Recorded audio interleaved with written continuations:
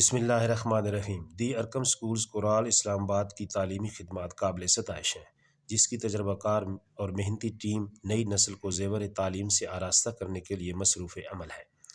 سالانہ رزلٹ کے موقع پر پروقار تقریب تقسیم انعامات منعقد ہوئی، جس کے میزبان پرنسپل جناب راشد ستی اور مسز راشد ستی تھے، جبکہ معروف علمی و سماجی شخصیت میڈم مصباح مہمان خصوصی تھی۔